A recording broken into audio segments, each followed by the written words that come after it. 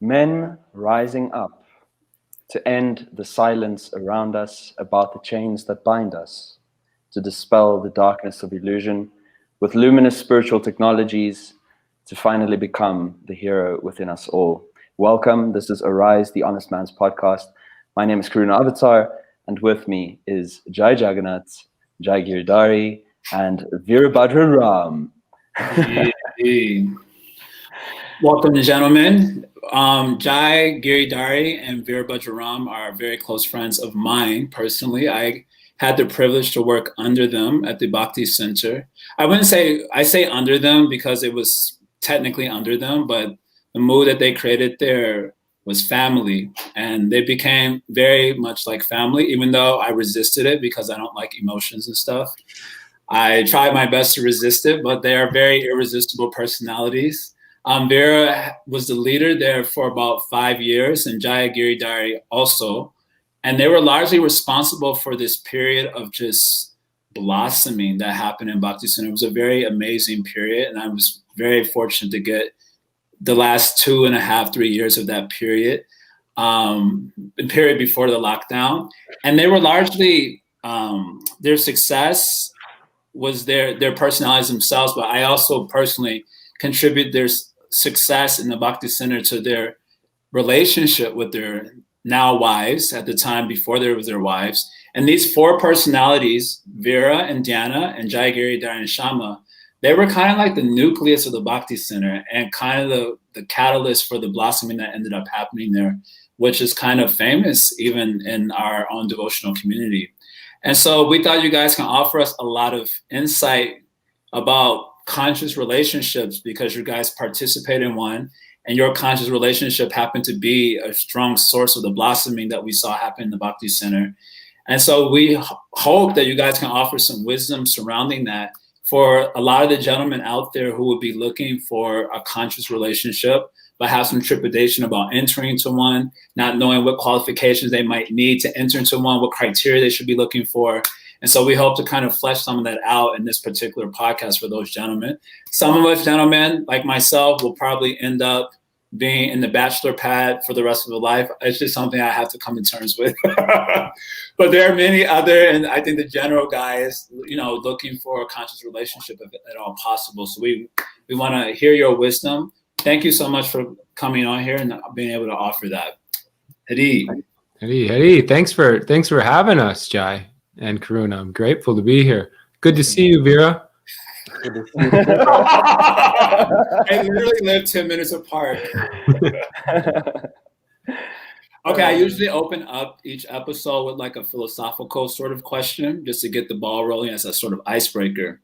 Now, Bhaktivedanta Swami, Srila Prabhupada, he is once noted for saying, maybe he was referencing Gandhi, I can't remember, but he was once noted for saying that in India, they love the girl that they marry. And in the West, they marry the girl that they love. And he kind of draws this distinction between, in the West, a strong emphasis on love, like romantic love as a motivating factor for entering into a relationship. In the West, in the East, it's more like, this is my duty. I have to get married. And then through the performance of duty, there's a development of love. I'm curious about what your experience has been with this, because you guys are devotees, but you're also like, we grew up in the mainstream culture.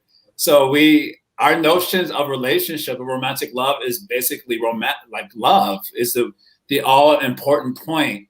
Whereas we hear this other side where it's like, no, duty is the all important point and love will come out of that. So I kind of wanted to see, what was your approach to relationship and how do you actually experience this particular statement? Or maybe your understanding of this statement and your experience in relationship to it. Vera?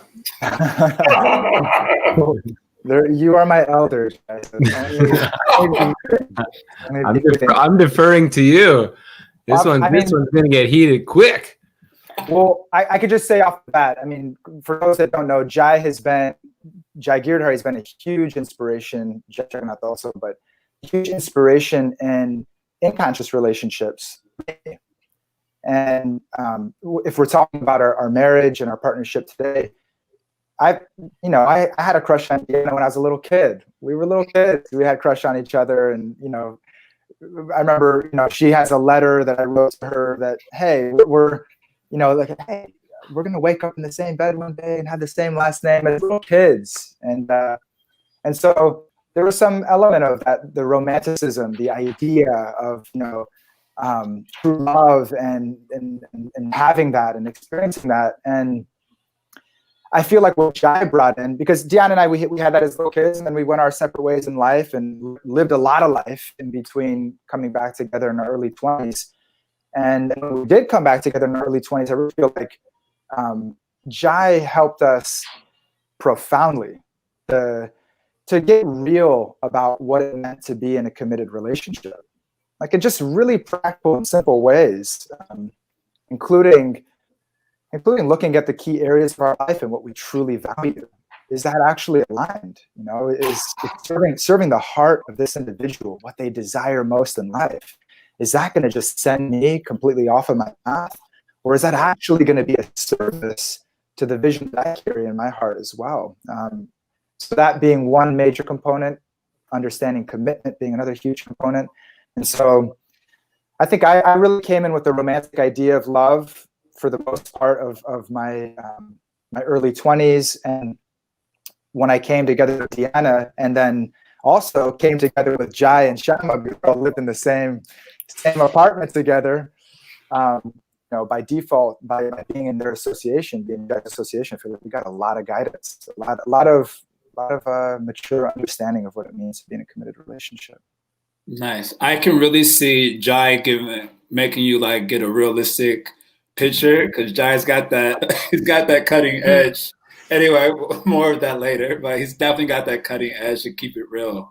Jai, your experience with this statement and your understanding, your experience of it. I don't even know if there was a concept of duty in my life.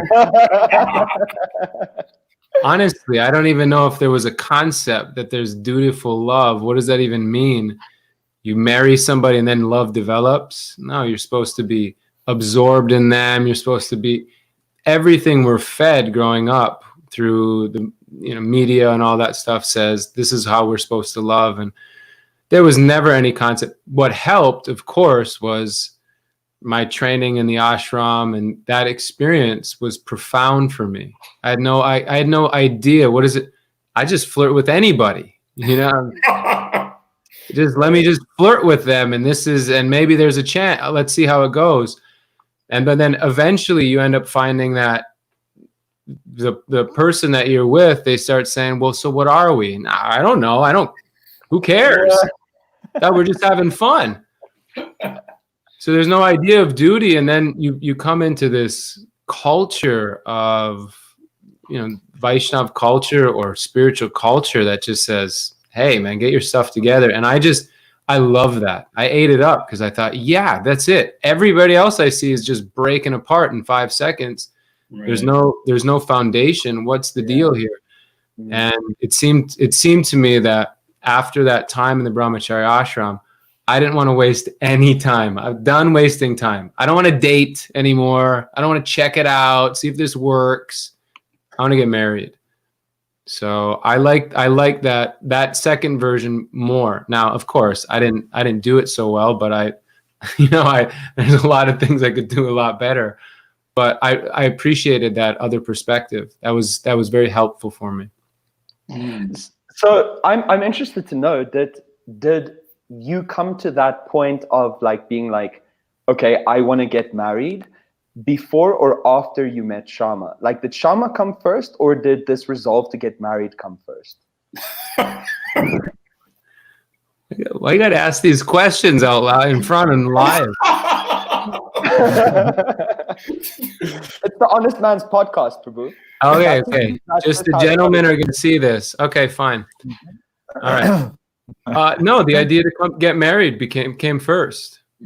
I realized I was as Prabhupada likes to say, I was a rascal. I was misusing my.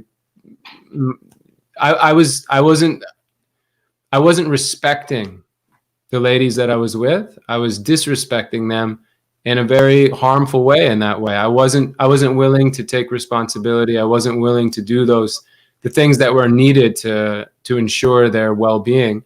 And after I realized that, it was actually quite painful for me. You know, this is what I've become. This is who I am now. That doesn't sit with with my real values. And so then the desire was, no, let me take responsibility, for crying out loud, and stop just running around. Let me get married and own that responsibility. So that desire became strong. I mean, I was old enough in that sense. I was already 29, 30 when I was having these aspirations. So I was ready.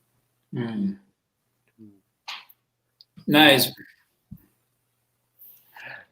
Okay, great. Okay, so now one major thing is that in this podcast we are attempting to establish what real manhood is. We're trying to help young guys out there to become the best version of themselves and lead a virtuous life. Now, especially in the context of relationships, and in our philosophy, it's really a culture of service. And so my question is, entering into a relationship with a mentality of, what am I going to bring to this relationship? What am I going to give to this relationship?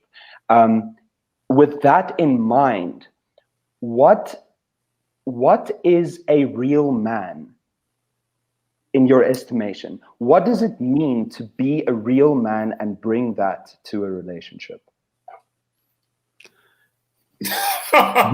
Vera, you got anything? I got a crazy story that came to my head, but come on, Vera, share something. Yeah, specifically thinking about the sort of like criteria that one should be building in oneself if they're going to actually be of real service in a relationship.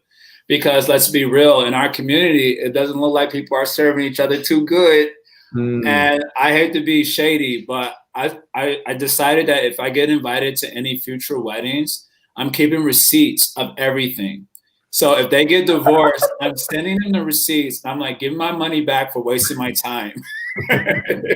So I have I say that somewhat in jest, but it seems that people are not figuring out what they need to do on an individual level to make sure that they are actually servicing one another in a relationship.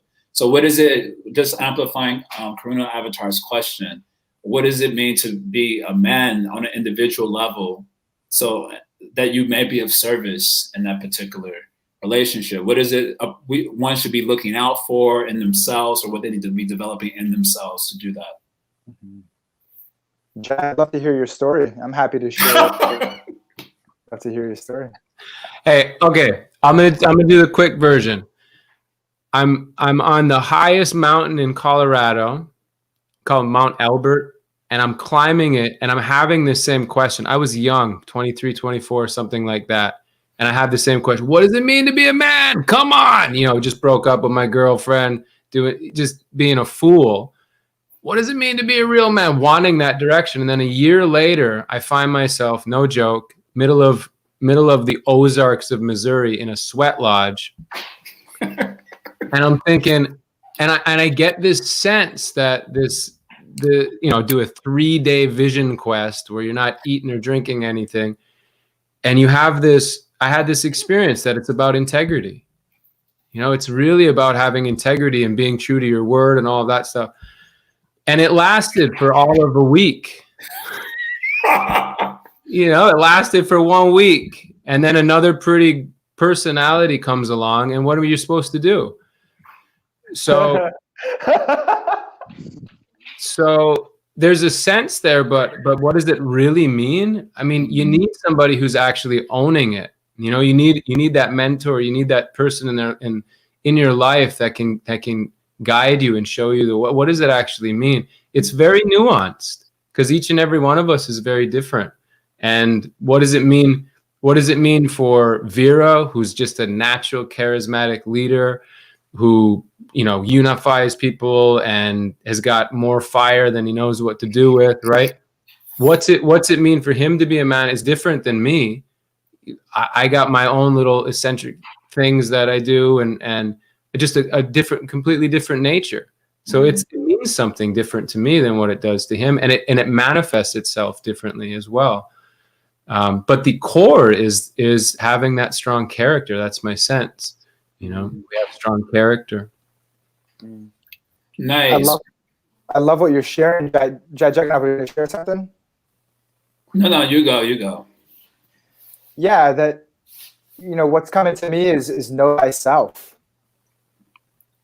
And for us to do the work, to put the time in, to actually to know ourselves, to know what's going on inside, to be able to understand our desires, to be able to understand our vision. And like Jai's saying, like, what does it mean to live in integrity with character, with our values? What does it mean to be with ourselves? Not to, get a trophy or another person, whatever it is, to fill that void. To actually look at where that void is coming from, and that. So there's a whole section of work that I feel like most human beings on the planet ideally are doing is working with their own psyche, working with their emotions and their traumas and the challenges that they may have faced as children with their families and their parents and the environment that they were in. There's a whole massive space of work to be done there. For most human beings, there's a few that may not need to do that. They can transcend that. They can be really highly effective, in a sense, coping with that void in life. And the other side is that there's no one but God that's going to fill that. And there's no better representative, like Jai is pointing to, than Guru. There's no better representative than a lover of God that we could find in our life that can help show us what character is, that help show us what it means to be in relationship, what it means to be in a position of power and authority. And there's so much that could be taken advantage of and used for personal gratification and to put oneself in the center, but to use all of that in the service of another. And so for me, Arjuna, my godfather, he helped me to start to, turn that lens and to see, okay, wow, yeah, I've got issues. I have issues. It's not everybody else that has issues, which I was convinced of for probably the first 18, 19 years of my life. Everybody else. If there's a problem, it's your problem. It's not my problem. and so, yeah, to be, which is ugly. It's just super ugly. It's the antithesis of love and humility and spiritual growth. Is that mood, and it sucks. It's so suffering, so bewildering. And so to have somebody be with us that is able to hold space for all the ugliness and to still love us, so that we can learn how to accept ourselves, and we can learn how, even though it's scary to go within and to go into the pain, go into the void, go into the inadequacy, go into all of that that's sitting inside of us that we so often are just using, whether it's drugs and alcohol and relationships and pornography and sports and whatever, you name it, we're using to cover up that feeling of inadequacy, cover up that void in our heart, void that is that causes people to do the most horrible in the world. Actually covered with that. And so I'm in the process of that. I'm fully an alcoholic. I'm fully an addict. I'm fully still addicted to all of those interesting feelings that come up, and still, working with that, dealing with that. And I would say that's got to be, yeah. Okay. I'm gonna stop there. Very beautiful answer. I'm tying together what both of you guys said. Giridhari used the word vision quest. Sounds super cringy and super cool at the same time. But basically, a vision quest to know thyself. One has to know thyself and know what sort of the limitations are there on awareness that will self-sabotage and sabotage relationships. So there has to be a clarity for that. And then the idea of someone to hold space for all the ugliness that is inevitably encountered when you're in the process of knowing thyself. A mentor who can help the development of that character and hold space, a loving space for us to come into our higher self, so to speak. And then to prepare us for a relationship that's just like right on point. Amazing answers. I'm curious about, Karuna, you want to ask something? Because you got this big grin on your face. I was just like very, very keen to get into some juicy stuff and ask you guys about the courting experience and like how you went about that, and particularly in reference to exploring shared values, or just, let me not put words in your mouth. I would just like to know, like, what was that experience your like? Story is particularly funny. I don't know if you have permission to share it fully. I do know the story, and it's awesome. Which courting experience? What are we talking about here? With your actual wives. How did you, what was the process of going about actually establishing that relationship? Is like in the West, it's like, hey girl, can I get your number? It's like something super ghetto and low. So we want to know about a more conscious approach to courting. So oh God. But Jai, I know some of that story. It's pretty funny. Sorry, I shouldn't have said that because now everyone's going to be curious about it. But maybe I think Vera should tell his courting experience. His is idyllic. I mean, you got to just go to YouTube, Deanna Weds Bud, and it's a heavenly experience. Just tell everybody because that's the real deal. And actually, I got to watch how they courted. It was actually beautiful. Vera, how did you court? I think you would probably be able to tell the story better. How about we tell their story? That's a great idea. Because I'm actually super, super inspired by Jai's story. Wow. Okay, Vera, tell us, what was Jai's story? What I saw was a man himself, and a man that was able to see he 100% confident to be able to care for this person, not care for them for their own pleasures and gratification, but he would be able to care for them, daughter of his master.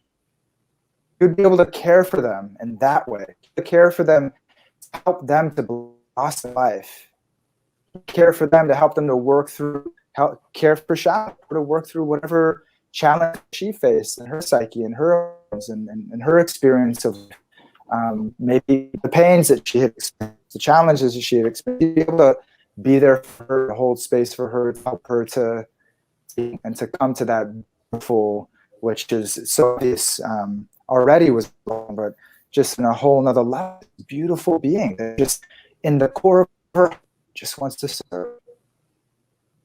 That just serve her spiritual master. It wants to serve others. It just wants to see others uplifted. It just wants to serve her beautiful son, and that mood and that energy into everything that she goes into in her life. And so I could see, so many ways I think, right? When you talk about it, I think just in a very practical way, that's what I witnessed. I was able to witness. Of course, there's the bumps, there's the, move what it means to give your life to the person, to let go of all the things, to let go of those other ideas, of all the fantasies, of all the other desires, to actually say yes to the deepest desire that's unconscious times in our life, to say yes to the desire to be fulfilled and service to. And so that's a little bit of my experience. I could keep, but that's a little bit of what I experienced. Dang, Jai, you sound like a boss. Yeah, come on. This is Vera's good qualities. He's always saying things that he's seeing things that he does, and then he's saying, "Oh, like that." It's the opposite. He's the one that went through it. When those two got together, you kidding me? The previous love, and then Vera goes off and does whatever he wants to do, and then they come back, and they're like they're trying to figure out, is this the one? Is this the one? Is this the one? Is this the one? And because they're used to just being the boss, right? They're used to being, I'm in control. And I just watch them come together in such a beautiful way based off of, I mean, it really sounds, especially in a, aspiring devotee podcast, but really it was their commitment to His Holiness Radhanath Maharaj. I could just see, oh, I get it. We're going down this path. Let's do it. And you could just see both of them saying, okay, I think you're the one. Well, I think you're the one. And then eventually just letting their hearts come together in such a beautiful way, where they weren't looking outside for something else. They weren't looking outside for who else is out there, or because what happens in relationships, you got the back burner, you got the one on the back burner always. There's always one more. I can always go back to that one. Or they still love me, right? Maybe I should just keep contact through, Instagram or Facebook or whatever it was. Let me just make sure I always shoot them a little things. And I could see over time they just let those go, and when that commitment was there, relationship absolutely blossomed and it was the strength that was needed to overcome all those obstacles. Commitment's the thing. It's really the thing. Can I share a little story? As part of, okay, share it. Well, okay, so a year into the relationship, before we got into our relationship, I was saying we were in that space. Is this the one? Is this the one? Really coming to a space of trusting and being guided. We had good guidance around us with the decision. And Jai came in, and we were on the cusp. We were like, okay, it's meant to be. We had this romantic idea of coming together when it's not meant to be. And came to Diana, brother, and an accountant, said, just like to give your heart to him for the few days. We were in a Lachua festival of the Holy Name. I practically weren't even talking. We were distant from each other at this time. Still together, but really in that space. And just what it's like. And it's the same getting guidance from a mentor as well. Is like, just, you're like, there's no other option. There's no other option other than this wing. And you completely showing up to that vision. And that's commitment is what is built over the last, let's see, now 8 years, 9 years relationship. That seed is what is built and what is blossomed. And yes, and gave us the opportunity to cut the ties with romantic ideas we had of policies of other friends, people, and other. Fully give ourselves to each other in service to our spiritual master to do that. So I can't appreciate enough its influence and tremendous influence in a positive way. Aw, Jai, such a nice friend you are. I'm curious about, you both have shared with me personally, and this relates to the courtship process. But before making like the final commitment, so to speak, you guys have both shared with me a sort of questionnaire that you guys did with your now wives. And I'm kind of curious about that questionnaire and the sort of questions that were on there to help determine if you had shared values, which will allow you to have a shared experience looking into the future. I noticed looking at a lot of young guys that I talk to, they enter relationships without knowing if the person has shared values. Because, it's just the infatuation of someone just saying yes, finally, or whatever it is. And so that whole period is there, and no one actually sees if there's shared values to make it successful. And we don't have the support of like an arranged marriage system, which I don't even think most of us would be attracted to such a proposition anyway, where people actually, compatibility was like critical. They were doing your astrology. They were looking at the beauty. They were looking at the wealth. They were looking at all the factors and seeing if there was actual compatibility before you got into a relationship. We don't have that support anymore. So this questionnaire thing, it sounds really cool to me. It's something that I've recommended to other guys after hearing it from you. But I don't know the type of questions that were on there. So maybe you can share some of that insight for young guys who are thinking to establish a relationship. Like, all right, sweetie, I need you to fill out this questionnaire. We gotta see. I've tried to recommend it to people before, and they think I'm crazy because it's almost too much. It's over the top. But like I said, after being in the ashram, you realize I don't want to. I mean, that's what I realize. I just don't want to. I don't want to waste anybody's time. And you know how relationships work.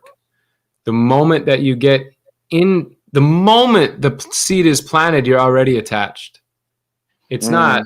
It's not. Oh, a few weeks later, let me see. You're already attached. You've already thought about your future with this person. You've already thought about the children that you're gonna have. You've already went down that road. And so let me not disturb another. That was my thing. I just don't want to disturb somebody again. If I know, well, this is what I want to do in my life and this is where I want to go, then, and if I'm supposed to be in one sense guiding the relationship, then let me be very clear. And if somebody wants to be in a relationship with me with that and they're in alignment, then let's move forward. We started by doing our astrology. That was important. You don't want to have some strange thing going on. And next thing you know, oh my God, it's totally different. That was very important. But then I had 5 questions on there. And when I look at them, you could just say that they're, it's Dharma, Artha, Kama, and Moksha. That's kind of what they boil down to. And it was, where do you want to live? How many kids do you want to have? What's your idea of how, your sex or our sex life together? What's the, how much money do you think we should be having? And then what's your spiritual practice like? That was my 5, but you could put those into 4 in one sense and have a good conversation with, what are you thinking about our integrated wealth? And, what is the direction of life? I mean, that's what, for me, I was just at that point in my life, I was so committed. Let me just be at the Bhakti Center for the rest of my life. It was a deal breaker if I say, I want to be in New York. And she goes, well, actually, I just want to live somewhere else. At that point, it was just, I couldn't fathom it. I didn't. So does that make sense? It makes perfect sense. Can you share the 5 questions again? I feel like this is just an important, it's an important template for people to consider what are their major values. You said it matches Dharma, Artha, Kama, Moksha, but just what were the specific questions? Where you want to live? I just think it's kind of useful and helpful. Yeah, I just said, where do you want to live? Where do you foresee, your future? Where are you going to live? How many children? What is the idea of children? Some people want children. Some people don't want children. Some people want 10 children. I was clear what I was thinking. And then, what is our concept of money? Are we going to be people that earn a lot? Is that kind of where we gain a lot of value? Do we want to go traveling? All our concept of money and our fulfillment of our desires. And then I would say the other one is our idea. What is our spiritual practice like? Am I going to be the serious one in the relationship? Are you going to be the serious one in the relationship? Are we both taking this serious? Or is this just an afterthought for you? And then what is our idea of our intimacy? Is this something that is a huge part of our life? Or is this something that we're okay with, staying away from and being more integrated just for children, that type of thing? Where are we on all these spectrum? So those were the 5 questions. Amazing. Really enjoy that. Vera, questionnaire. Yeah. I think something that Jai shared with us, because he took us through the questionnaire. Jen and I were already together, and we had never got a questionnaire. We just were like, you're that girl. You're that girl. Yeah, you're that. And so really step away from dialogue of questions together. Step away from each other. Step away from the idea of even being together. Like, let go of that. Put your heart and what comes out as you answer questions honestly, as you answer these questions. and have the partner do that, and then come together and answer its honest place. Like I was saying, not from that, I've already done it together. Well, they want this many. I already know they want to lock these in. I already know this. Like, so let me start weak mind, so I can, in some way, I can still be accepted by this person. It can just work. I can still feel that a little while longer, but really to be authentic, to be genuine about that. And I felt it would be super helpful as we did it together. So there was a lot of ability. It wasn't forced, it wasn't inauthentic, and we were by each other, able to be in an dialogue and really as a the other person, not to waste their life, not to waste their, to genuinely see, are we substantially aligned with the vision of Carrie? Amazing, really amazing points and insights. So powerful.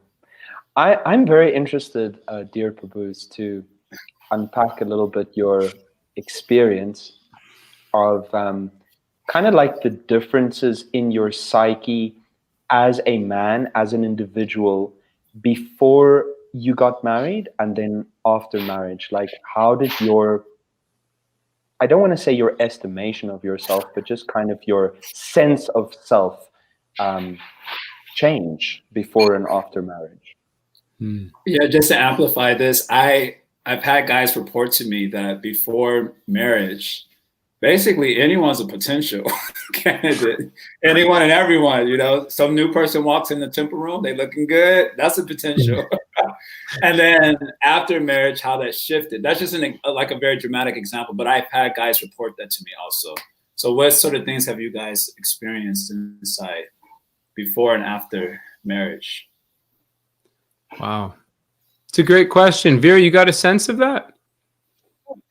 The first thing that comes up for me is that it's whether one knows it or not, I think it's really that we realize getting into it, that we're about to get a big dose of what to be a servant.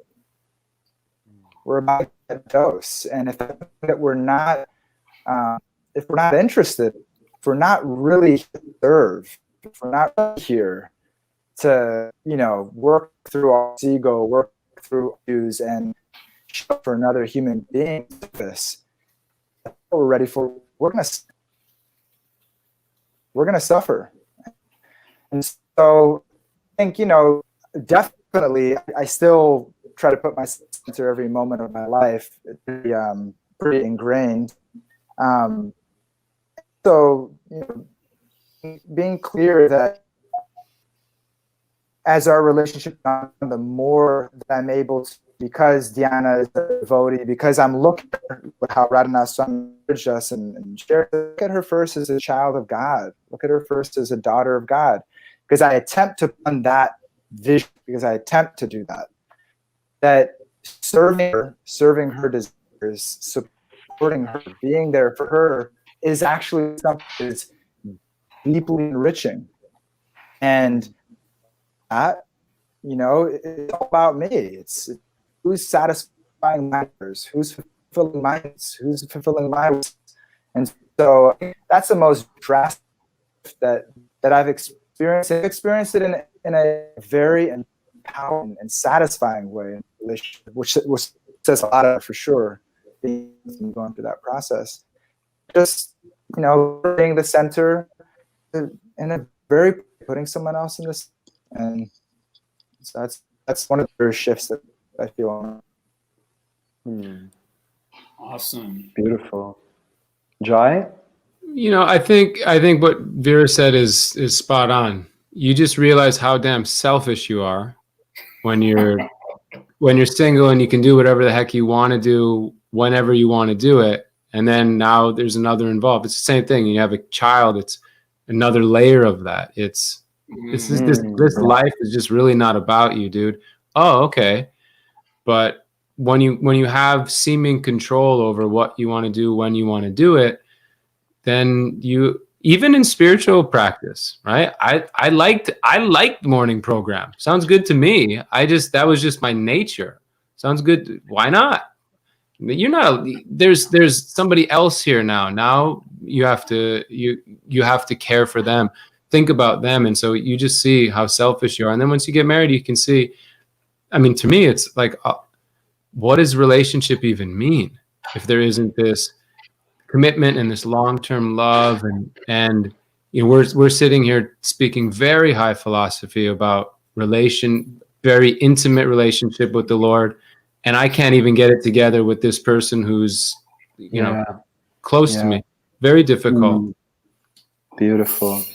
I love seeing it that way. Is like the relationship, and then when children come into the picture, the family unit is truly like the perfect framework that facilitates selflessness, in order to prepare us for the ultimate selflessness of taking ourselves out of the center and learning to love Krishna. That's really beautiful. And maybe, you know, Jai, you mentioned something that's a really great segue into the next aspect, or the next level, is when your babies, because this is another beautiful thing for the listeners that don't know. Jai Giridhari and Virabhadra both had their first sons very close together, and that, you know, you guys have shared so much experiences, and then sharing that experience. So I'm just also interested to know, like just when the kids came into the picture, like what was the internal experience? Similar to what I said, it's really, I mean, I think Vera and I got super lucky with our wives, and then also just their dedication is just amazing towards the children. So I wouldn't even say I'm doing that good of a job compared to them. They're doing the real thing, but there is this sense of, you know, of care that's and tenderness that comes when a child comes, that I didn't even know that level was there. That's one thing. I will say on a more funny bit, I was here in Alachua, and there's these fire ants running around all the time. Okay. You know, these things are crazy. They bite you. There's a problem with them. And one day, little Jai was running around. He got bit by fire ants, and I was so mad. I just wanted to kill all these fire ants. And I talked to Amal, you know, Amal Harinam. I said, "Wow, man." He said, "Oh yeah, my daughter had to go through that too." And he said something very profound. He said, "You know, I always heard there was eating, sleeping, mating, and defending." He said, "I understood the first three." He said, "I had no idea what defending means." Yeah. I said, "Oh, you're right." Now, you know, any ant within a mile radius of me, you know, I'm not concerned about their life anymore, that they're a spirit soul. I'm not looking at them like that. I'm looking at them as a obstacle to little Jai's life. So that definitely changes. There's a real sense of defending that comes in. You got a clan when you're just, it's you and the couple, it's just you and your wife. It doesn't happen as profound. That's just one thing I've noticed. Because you become fully responsible for the continued existence of another living entity that, you know, you were the mechanism for bringing into this world. And that is just like, you know, the sense of protection must be so profound. You know, it's definitely heightened. It's definitely heightened. Vera, your experience with this, being a dad. Yeah, there's so many things. Oftentimes I call Vera my little guru. He's my little guru, and he teaches so much. So, like Jai was sharing, different level of safe, different level of myself out of the center, really, and putting another in the center, putting desires, their wishes, their needs, and I feel like to serve the deities and the Alachua temple here, and sometimes I feel like, wow, this is deity worship. This is a little God. This is a little child of God that serve in such an intimate way. I get to change his, I get to dress him, eat him, like Jai saying, I connect him, like that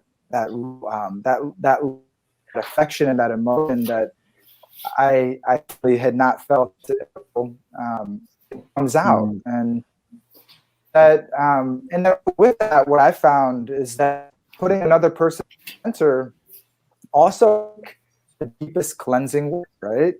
It's like, wow, like I'm putting this other person in the center and it doesn't feel good. Sometimes I want to be there. Why can't I do it right now? You know, this person's interfering with my individuality, my self-expression. He's crying and this is uncomfortable and I can't control this. And what's bringing up? And so, you know, Vera, you know, directly correlated with him coming world has been going into my own inner child and to feel things that I didn't know existed and to connect myself and really some interest going on in there that I had no idea was driving me in my life. Wow. That's a whole topic in itself. But I can see that it's like, okay, this person's helping me to connect to the part of myself that really, my psyche, that started to say, I'm not enough. That it's not okay for me to be a child. It's not okay for me to be completely distant.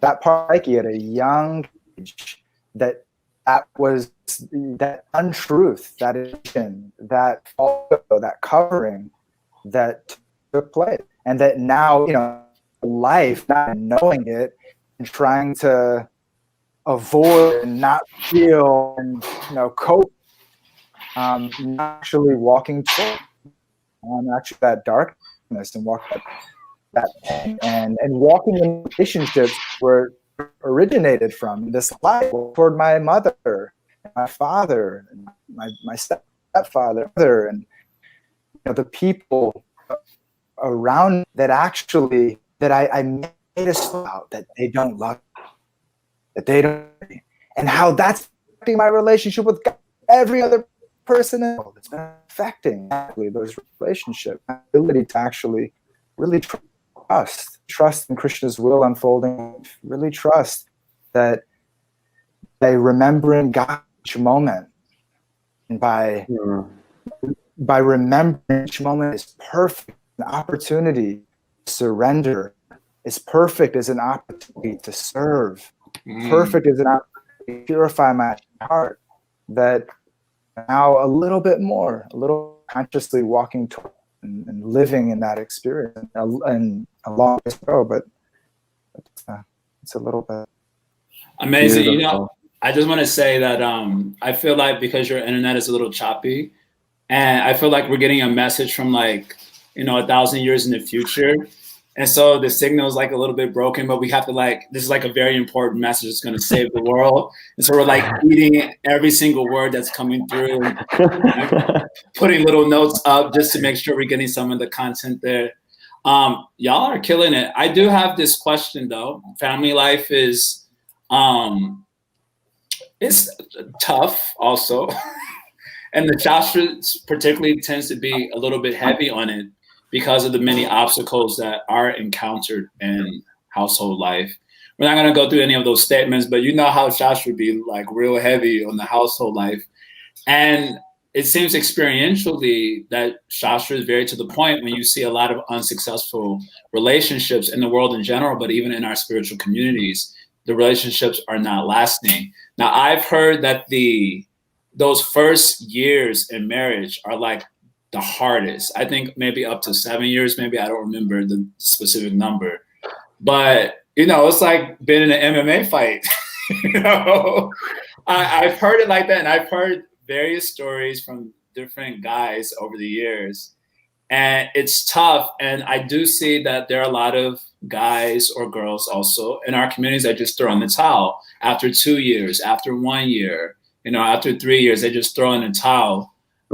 So I'm interested in sort of the advice that you would give to others, and specifically advice that has worked for you when there has been that tension and family life, and how do you navigate that so you don't just throw in the towel because something real heavy is going on? Yeah, you definitely need help.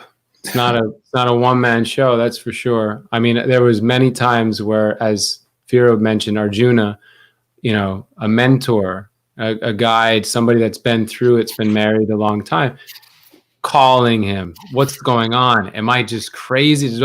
What am I supposed to do? What am I supposed to do? And then you need that support, that's for sure. You need support from others who will encourage you to stay together, that's for sure. Opening the heart, revealing the mind, all of that. And it's just very important. You can't overstate it enough. And I also think that there's just this real sense of, both parties, especially the guy, has to be committed. I think the lady she can shake a little bit. She can tremble. I don't know. Is this the right guy? Is this not the right guy? I'm not sure. You can ask Sham. She'd probably laugh about it, but I don't think she actually married me till about 4 or 5 years into this relationship. I mean, it's not a joke. She's just so tender. She's just so, but when she commits, she really commits. So at some point it was like, okay, you're the guy, but there's always a question. And so, our role is that we have to be the one that, that's stable with it. Anyway, this is what I committed to. What does my word mean, actually? What does my word mean? And I have no shade on anybody that has broken up or has, because, hey, we're just hitting that 7 year this year. So I know it's nothing's guaranteed. At the same time, there's other big influences that are going on in people's lives. And sometimes they come in for a season and they go and all of that. So there's many different influences. I just know in my life, it has to be some outside help, eyes, ears on the situation, and then a lot of encouragement, a lot of blessings, and a lot of encouragement. And for what we can do, try to stay true to the word. You made a commitment, and this is really important. And as Vira was saying, what a beautiful service! What a beautiful service to help someone for their life. I was just with my grandpa, who was he left the world. He was 92. He was married for 70 years. Oh my God. 70. No. So there's just this sense of, and his biggest concern was her welfare. And I just, from my perspective, I was just saying, you're telling me Krishna isn't seeing that? He isn't seeing that, I took care of this, and if this person in such a beautiful way, and I'm really thinking about them. Now, of course, we have to do it on behalf. He leaves, she's still okay. You know what I mean? But in the same way, if I leave, she's still fine. But at the same time, well, let me do it. Let me do this wonderful service on behalf. And then I'll be empowered. I notice really quickly in a relationship, I'm empowered to help this person. If I really care about her, I become empowered, like mystically, to help this person. Like whatever her problems, like I'm there. Why are you here right now? I don't know. What's going on? And then she'll reveal something. I said, whoa, this is far out. And because of the desire. So we can help and we can serve on behalf, and that's relationship. Love what you're sharing, Jason. Something that stood out that again on earlier was that commitment. And I didn't really realize. I didn't know what that was. I actually didn't know, because also I was kind of going where it felt good and avoiding where things didn't feel good. And so, absolutely, to be say, okay, no, like I'm giving myself to, and I'm giving myself fully. I'm not any other come into this space. This is not gonna work. I'm not letting any other come into that space. I'm giving myself fully to that. When I could see Deanna could actually soften, and she was maybe achy, was because I committed. I wasn't actually committed. That could be that, or maybe that. Yeah, this. I'm getting all attributes down. I like fun. I like this. Okay. I'm getting the package. No, actually, commit to the person. And so that, and then I would say that, you know, aside from that, in the relationship, while it's rocking, learn how to be in the rock place. We're gonna rock. The boat rock. It's a material world. You know, we're gonna rock at some point. Friends are gonna rock.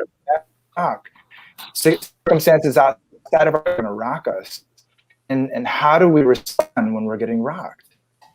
And I could see that I was basically like, fix it. My whole life was like, problem, I gotta fix it. You know, it's like it's not always the answer, you know? How to be in that uncomfortable place and how somebody to be in that uncomfortable place and be heard and be understood and be cared for. They're looking really ugly right now, and this part of them's coming out. The part that wants to bite your head off, and the part that's kicking you to the curb. You're the problem in your life. You're the problem. Okay, how do we respond to that?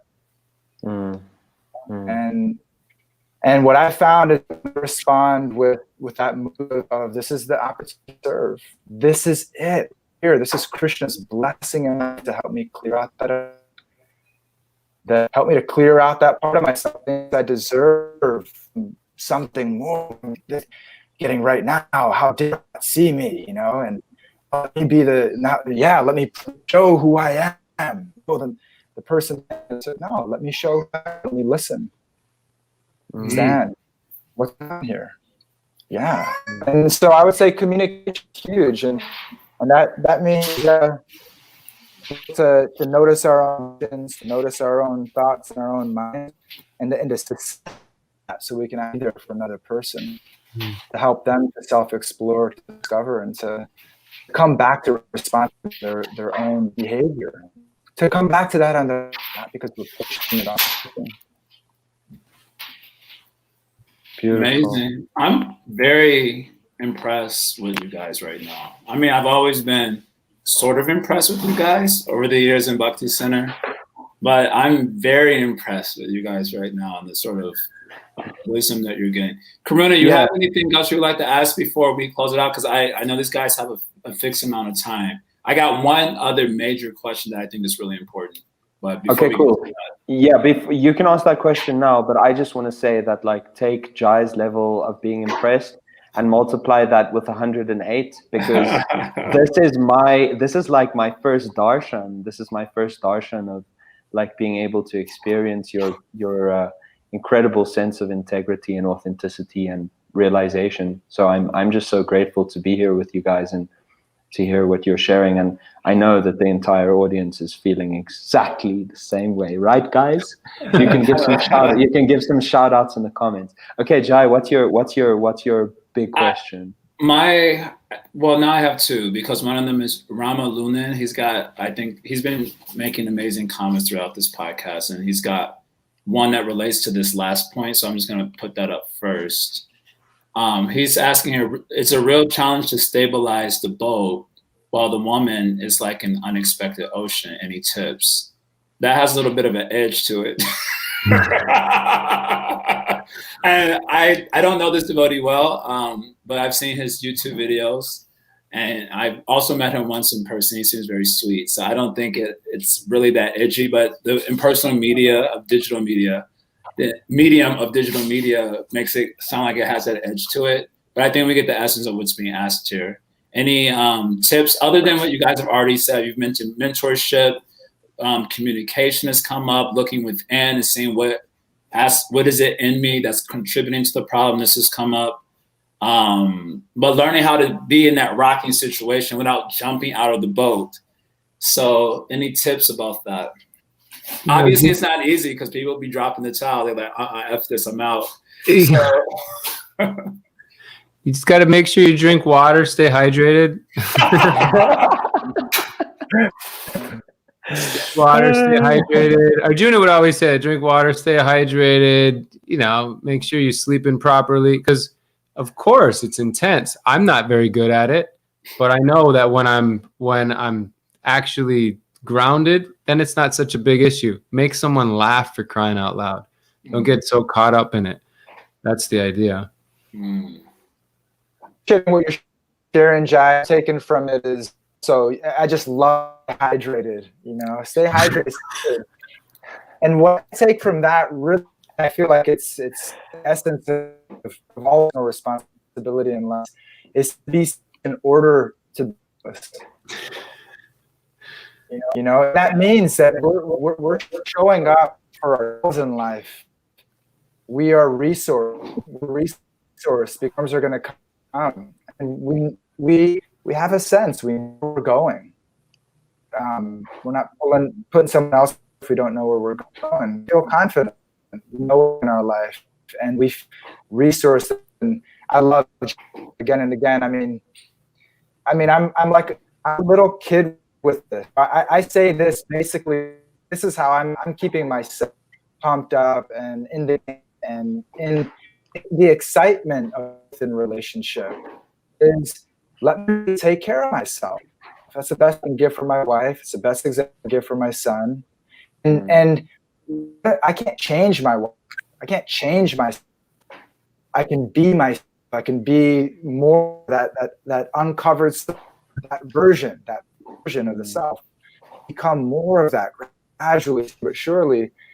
That to the relation. And so that's really rocking whatever's rocking externally in our lives, and to come back to that stability and resting place where we're not in. And that's super interesting. It can be super interesting to find that stability.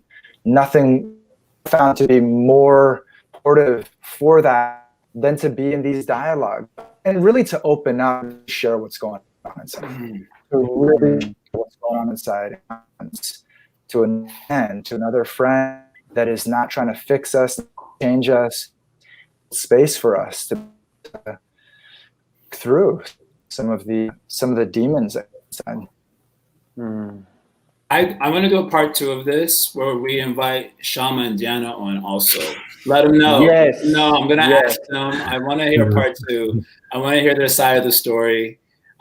We've heard your side, and it's a beautiful side of the story, and they have their side. I'm sure it's equally beautiful. So talk to them about it. Get back to me and see if they'll be interested in coming on and sharing this other side of the story so we get a more complete picture. Sham's just going to say that I'm the drama queen, so that's how it works. Well, we want to hear it. We want to hear about that. I have one final question here, and it just relates to our culture as a whole. A lot of guys are starting to retreat from the idea of marriage whatsoever, and there are a lot of contributing factors to this. And one of the contributing factors, as it plays out especially in the manosphere of content creation, you have like these people like MGTOW, Red Pill Philosophy, different groups are out there. And there's even an encouragement like, don't get married because it can really ruin your life. And specifically the man, because I think as a culture, I'm sure there would be people who disagree with this politically, but it does seem that as a culture where it was kind of more patriarchal and like men had all the rights and women didn't really have any. And it's kind of shifted gears in the last 50 years where it seems that men in certain, especially in like legal situations, when it comes to marriage, specifically in children, they don't have the same mobility. We'll use that language, keep it a little bit general, as they did in the past. And so there's this encouragement not to get married because it can ruin your life. The lady can divorce you, take all your money, and ruin you. And there are stories like that. Sidebar, I'm not going to share the whole thing, but there's this whole clip. Bill Burr, I like Bill Burr as a comedian. I've seen him, he's pretty funny. And he has this clip that I saw some years ago called, he opens up the clip saying, I hate these arrogant people who say there's no good reason to hit a woman. And he says, I can think of plenty of good reasons right off the top of my head. And it's pretty funny. And he gives this scenario, which is a scenario that I've heard referred to in a lot of this manosphere content creators, of a man getting married, getting divorced, being what they call as divorce raped, where financially he's ruined, emotionally he's ruined without any compensation whatsoever. Now, whether that's a myth or not, it's a myth that's popularized in a lot of these different groups. And people do believe in that. And as a result of that, they retreat from the whole notion of marriage whatsoever. And so my question, that was just to give a little context. My question is very simple. There are a lot of guys in our movement also in the devotional communities that aren't married. Maybe some of them are looking to get married, but I know quite a few that aren't interested in that, although they are interested in a relationship, which is funny. So my question is, what do you think is lost if that commitment is not actually made? And how does it actually end up sabotaging the growth of a more complete, let's say man in this case, or a more complete person, when that sort of, you can call it a rite of passage of sorts, is denied or not taken or not accepted? That's my last question. I think it's a good one also. It's a great one. Yeah, you're just being a rascal if you're not doing it. That's it. You're just being a rascal. You got to step up, right? I mean, that's the idea. You're looking for your own enjoyment. It's part of the system. Now, if like Jai is saying, if you're genuinely, it's just not your thing, and you're brahmachari, and that's just, there's certain proclivities, well, good on you, and move forward. But most of us aren't like that, so you should do it. You should move in that direction in a very thoughtful and encouraging and protected way, so you're not harming anybody as you move down the road towards deeper and deeper commitment. What are you missing? You're missing out on a big portion of your life. Learning how to take responsibility, learning how to love selflessly, as Vera was saying, and learning how to care for another and all that. And what to speak of, we're talking about what we get from, what to speak of the love that comes in a committed relationship, the support, the adoration, and the affection. That's the word I was looking for, not necessarily adoration. The affection that's there in a committed relationship, especially if Krishna is at the center. Come on, what are you doing? That's such a beautiful institution, such a sacred institution. Why would you run from it if there's the ability and the proclivity for it? It's like playing not to lose. That's what those guys sound like. If you're saying that, Jai, there's a whole crew. It's like, I don't want to play this game because I might lose. Well, right. Don't get in the game. Then sit there in your celibate section of the stands and then do that for real. But don't be a cheater. Don't be a. They ain't celibate. That's what I'm saying.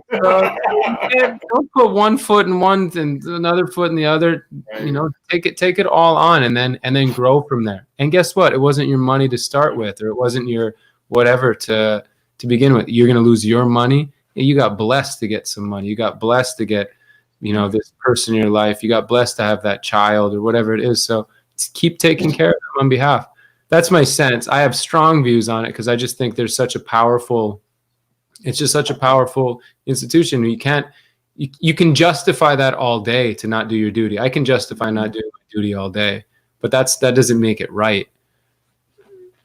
Beautiful. And can I get an amen or something? Can I get amen. A new? You got an amen for me. You got drop the mic, bro. Drop the mic. You nailed it. Hammer on the head. I resonate with that very much. Hearing that. Yeah, but totally. Yeah, and then also a lady deserves that. The partner deserves that as well. They deserve someone to take care of them in that way, and they're worth it. Especially, the girls are angels. My God, in the movement, they're angels. They deserve to be taken care of, actually. With their full heart.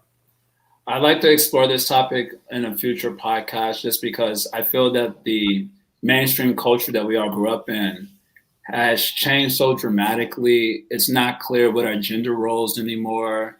And so with people not having clarity about the role they're supposed to play, maybe, or which leads to a healthy dynamic in relationship, it gets very confusing for a lot of people. Mm-hmm. And it would be nice to flesh this out in some future discussion. But we want to hear from Vera on this last question. What do you think a person loses by not taking this particular step? Well, I think you touched on what they do lose when they take it and it doesn't work out, and that's it's true. I mean, I think that since I've been down in Alaska, I've seen literally every few days it's coming up to me talking about how they're on the rocks and how their relationship really suffering. They're really struggling. And it's kind of like, I haven't talked about anybody that's been going on like this for a long, they haven't opened up about anybody. And it's kind of like, it's the box. It's like, they've been knives, they've been slapping each other, it's painful for a long time. So I just want to kind of just hold the space for the reality. The majority of relationships don't work out in our culture. The majority of these committed relationships fail miserably. And also to hold space for the vision that Jai is casting and what I'm experiencing in a marriage is that it's one of the most empowering and supportive relationships I've ever experienced in my life.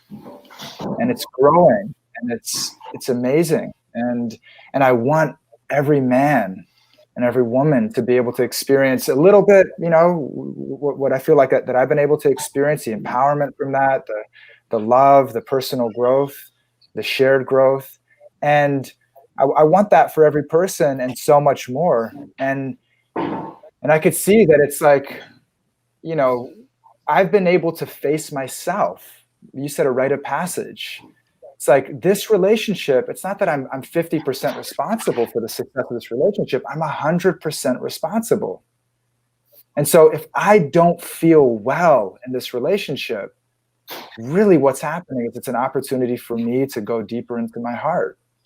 It's an opportunity for me to clean out that part of my heart that wants to give up, that wants to not believe, that wants to either in myself or in the other person, and to be victorious and moving through that illusion and be victorious in those layers of false ego, peeling off that the pain, the crazy crap that we come in to our relationships. So many people come into their relationships with this, like all types of challenges and issues, that we can support each other to be able to work through that and to be able to see, actually, yes, we are lovable, not just in the eyes of each other, but we're lovable ultimately in the eyes of God.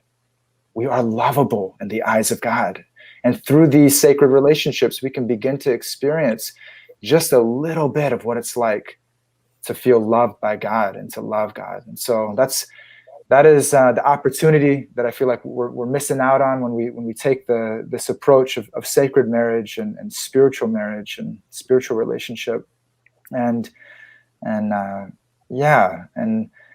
to really also hold that space that if we're coming in with baggage, and we're all coming in with baggage, it's going to be messy. And unless there's a responsibility to clean that up personally, to look at ourselves and to clean that up, to commit to that journey of really cleaning the heart, cleaning the psyche, so that we're not just spilling that garbage into each other's lives, that it's going to be messy and it's really challenging. So I kind of just feel like praying, really, but I just feel like praying. I want to say thank you for kind of holding space using your language for the other side of the formula. There are a lot of relationships that are not working out for whatever reasons. And it's not entirely like the individual's fault who are participating in that relationship. There are a lot of external forces upon our being every day that we don't know, we don't understand. And then we get into a relationship without perhaps enough depth of understanding of ourselves and of those external forces. And, and the shit gets real and it doesn't work out. And so not to just dismiss that experience as someone being totally irresponsible, or I very much appreciate you bringing that angle. It's like a soothing balm. I also want to say, y'all are really cool.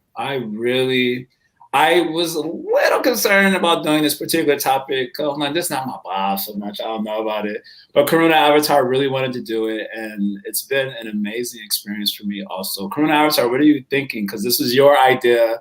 I just rolled with it. And I really appreciated it, now. I just knew that it was going to be gold. And, I've been following Jai and Vera and Diana and Shama on Instagram for some time. And, just like really just taking in their stories deeply into my heart and just so appreciating all of you guys' journey. And I just really wanted to bring it to the people, because ultimately so many of us are standing before this big step in life, and it's just, you know, it's like there are few things that could be as relevant as discussing this. So I mean, I am fully satisfied to the core of my heart hearing all the wisdom that you guys have shared, and I'm just very, very grateful. That's all I can say. I don't want to, you know, you the mic could have been dropped so many times. The truth nuggets were just like spewing out of your being. And so I'll just stop it here and just be like, thank you very much for coming. Thank you so much for. Thank you. I'm really serious about the part 2. So talk to Shama, talk to Jana. I want their side of the story and their wisdom to offer in this conversation, which I think this will be an ongoing conversation that we'll come back to regularly on this channel. I think it's super important. For y'all who don't know, Vera and Jai are, I don't know what's the proper term for it, but basically they're life coaches, relationship coaches. I think you can obviously hear in their language that they're pretty good at what they do in terms of giving that insight. So if you need to reach out for some guidance, go check them out. I don't know, where can people find you at or contact you? Y'all a little bit old school. I mean, I'm gonna tell you how old school Vera is. Vera is younger than me, but we were in the Bhakti Center, we were talking about memes. And Vera legit asked in a room full of us, he says, what is a meme? And we were like, yo, homie, what's going on? So y'all a little bit old school, but how can someone get in contact with you to get more insight or more guidance? Because you guys seem to have a lot of wonderful guidance to offer. For me, I'm super old school at this stage. I plan to one day integrate into mainstream, but you can send me an email or you can follow me. Follow me on Instagram. I may check it. That's why I'm saying email, but I don't check Instagram. Okay, Vera checks his email. He literally checks his Instagram once every 7 months. No joke. Okay, we'll put some in the video. We can put some link for that. Jai, how about you? How can someone get in contact with you to get a little bit more guidance if they need? You can go to Instagram, Inside with Jai. You can go to my website, insidewithjai.com. You'll figure it out. I'm open. Thank y'all so much for having us. Nam Ras was watching with us the whole time, it seems. He's like the father of all podcasts in our devotional communities. Absolutely. So what a hero. To get a watch, I'm telling you, it's like super inspiring. Yo, I have a theory. Nam Ras in the devotional community is like our Joe Rogan, right? Absolutely. And then you guys are more like inside the NBA type thing. you got your peeps, you got your thing. You know, you're kind of like Ernie Kruna. You know, I get the idea. This is good. What you guys are doing is great. Awesome. Thank y'all so much, and we'll see you guys in the future. I'm sure of it. Thank you so much. Hari Om Tat Sat. Hari Hari. Thank you.